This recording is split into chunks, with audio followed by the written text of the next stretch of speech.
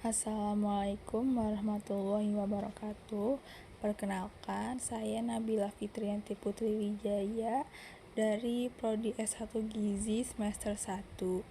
Di sini saya akan menjelaskan konflik Palestina dengan Israel. Yang pertama adalah latar belakangnya.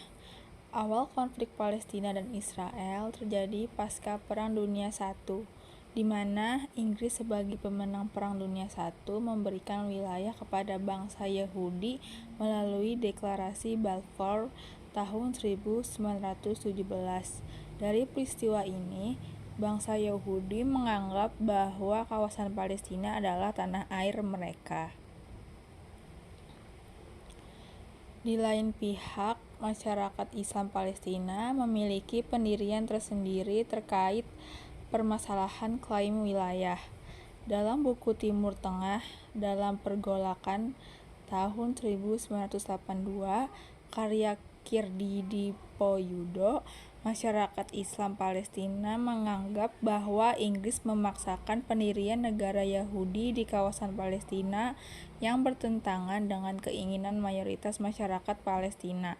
Selain itu, masyarakat Palestina juga menganggap bahwa negara-negara Barat berusaha untuk menyelesaikan masalah pengungsi Yahudi di Eropa dengan merebut wilayah di negeri Arab. Konflik antara Palestina dan Israel telah berlangsung selama beberapa dekade, dan pada tanggal 7 Oktober 2023, ketegangan yang telah berlangsung lama itu mencapai puncaknya dengan ribuan korban jiwa. Meskipun menjadi topik perbincangan hangat, terutama di Indonesia, yang dikenal karena dukungannya terhadap Palestina, NU dan Muhammadiyah menekankan bahwa konflik ini adalah permasalahan politik dan kemanusiaan. Indonesia sebagai negara yang menentang segala bentuk penjajahan telah lama dikenal karena dukungannya terhadap Palestina dan hak untuk memiliki negara mereka sendiri.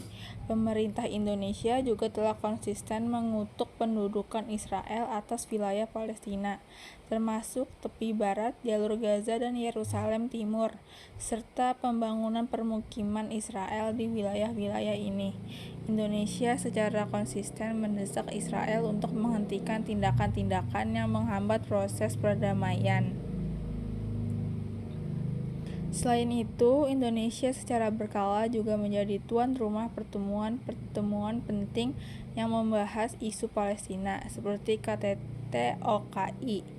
Pandangan Indonesia terhadap konflik Palestina-Israel mencerminkan dukungan yang kuat terhadap hak rakyat Palestina untuk merdeka.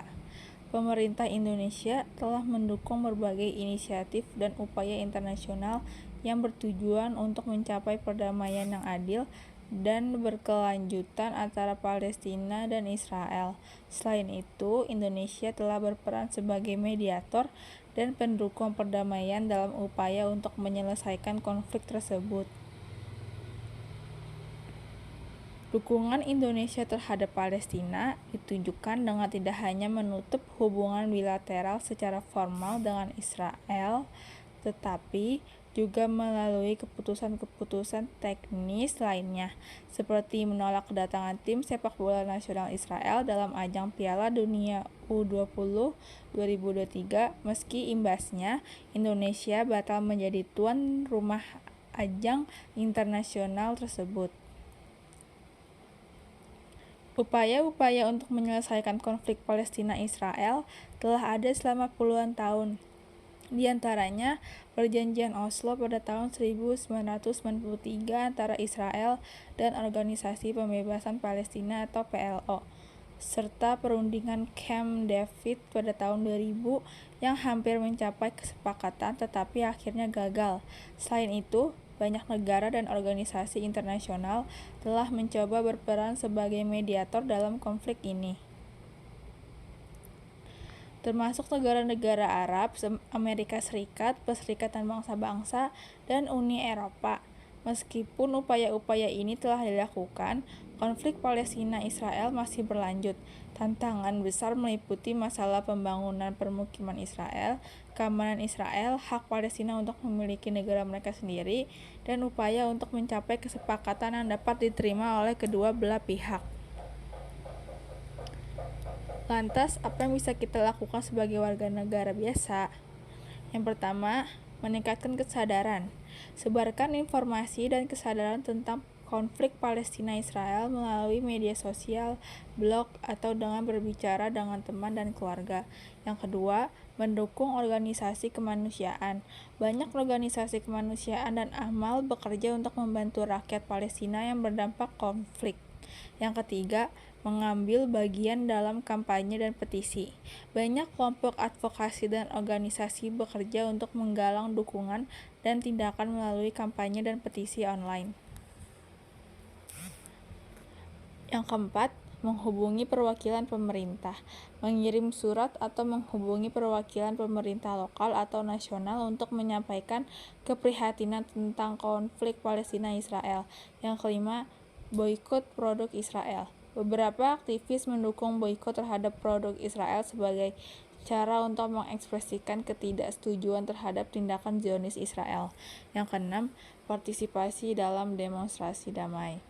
Bergabung dalam demonstrasi damai dan aksi protes non-kekerasan dapat memengaruhi opini publik dan menunjukkan dukungan terhadap perdamaian di Palestina.